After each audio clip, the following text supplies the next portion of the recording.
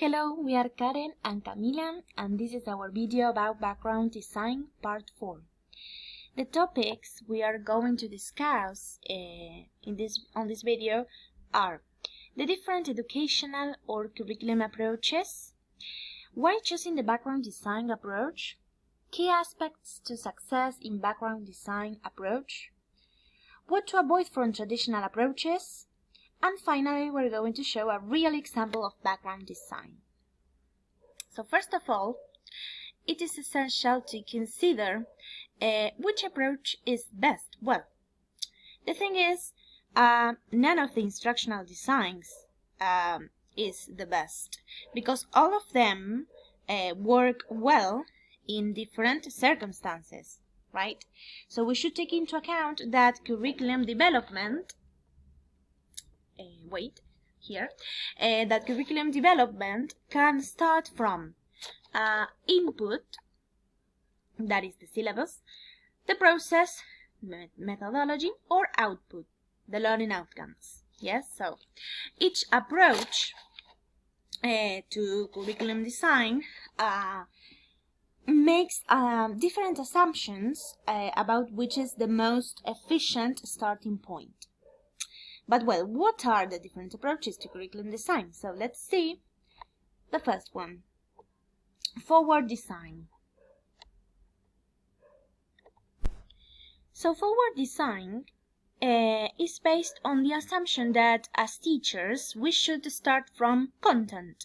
Yes, this means that we should decide on the input before considering the how, yes, that is the process, and what for, which is the output, right? So the syllabus of forward design is language-centered and is a linear progression, yes? Well, then the methodology, imitate models and follow a certain control of the structures.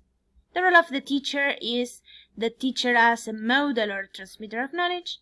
The role of the learner is acquire language structures correctly and apply it to different contexts, and then the assessment is summative at the end of the period. Okay, so as regards some examples of forward design, we have CLT, communicative language teaching, content-based instruction or content, and language integrated learning. Yes? Well, then we have the central design, yes, and this approach is based on the assumption that we should start from the selection of teaching activities, techniques, and methods. The content and learning are chosen.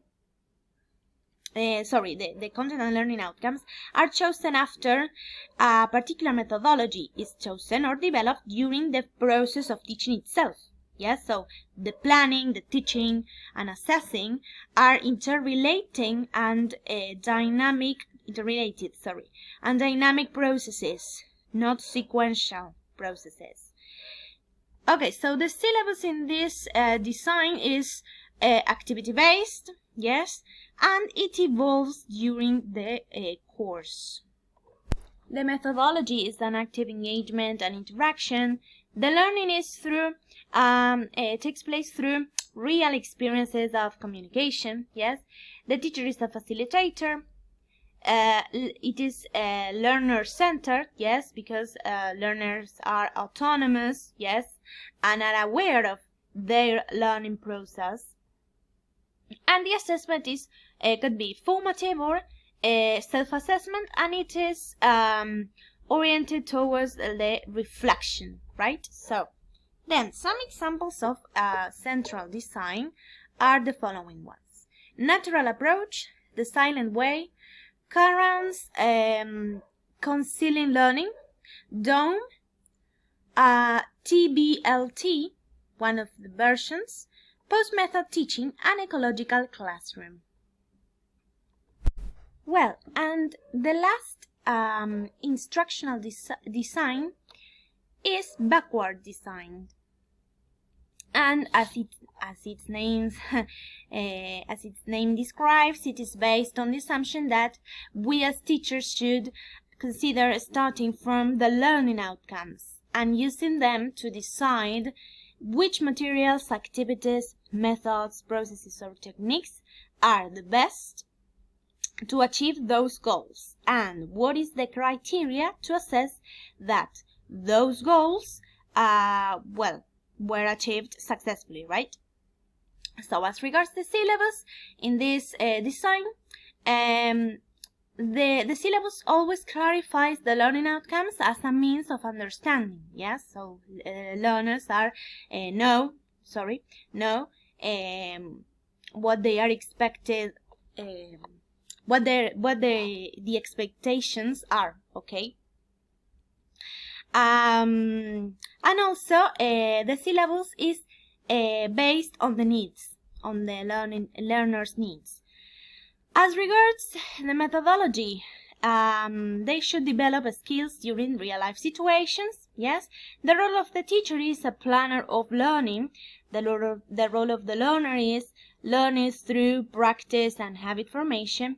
And as regards assessment, this is based on their performance and it is improvement oriented.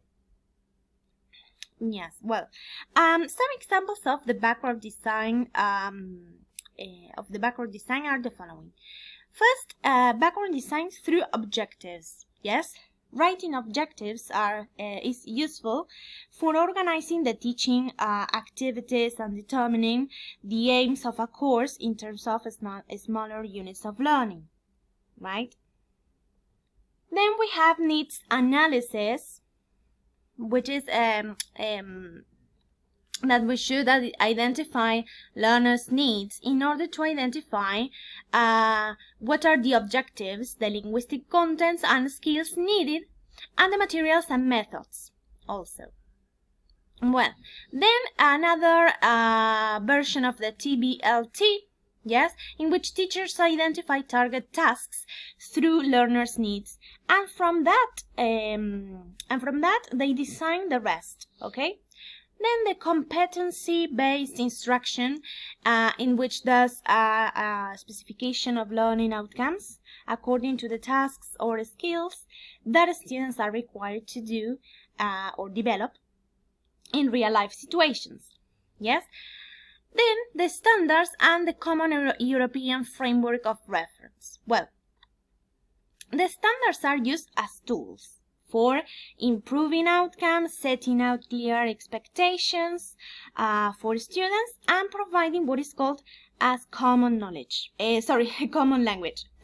And the European framework of reference makes use of these standards. Yes, it describes 6 levels of achievement divided into 3 broad divisions, from the lowest to the highest. And these levels describe what a learner should be able to do in reading, listening, speaking, and writing. Hello, I'm Karen, and now let's talk about why choosing backward design. The idea is to know our learning objective and focus on how to reach it. Only by having specified the desired result, we can focus on the content, methods, and activities most likely to achieve effective understanding. In fact, without such explicit and transparent priorities, many students find everyday work confusing and frustrating. Now let's see how to achieve this success. Here we present different useful questions for teachers and students when it comes to analyzing key objectives and find the purpose of our courses. The idea is to ask the following questions. What's the point? What's the big idea here? What does this help students understand or be able to do? To what does this relate, and why should students learn this? We also added where to key.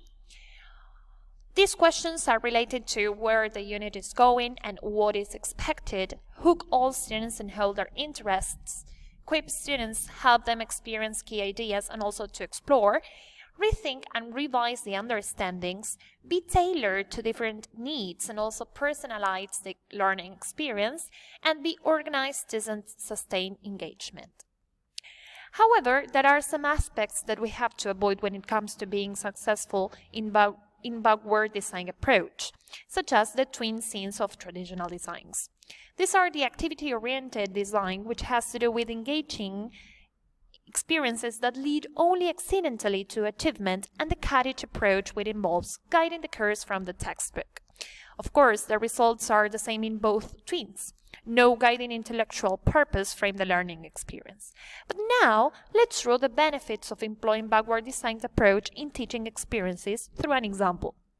Bob James is a 6th grade teacher at New Down Middle School who is designing a 3-week unit on nutrition. So let's consider his thoughts and reflections. In stage 1, he starts drawing upon his state standards.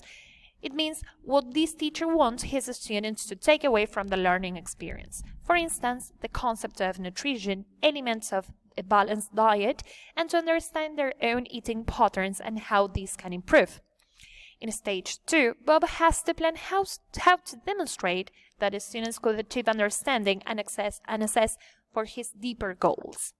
So he designed a final task in which students have to propose a nutritional balance menu for a trip.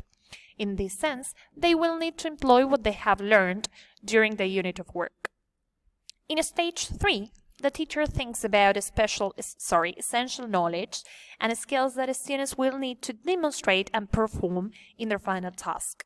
For this objective, students will use different tools such as a pamphlet about food pyramid recommendations, a video about nutrition, and a talk with a nutritionist, and also a textbook. Taking into account this example, we can say that the students will have the possibility to demonstrate their understanding for a specific aim. Hope you find our presentation clear, and see you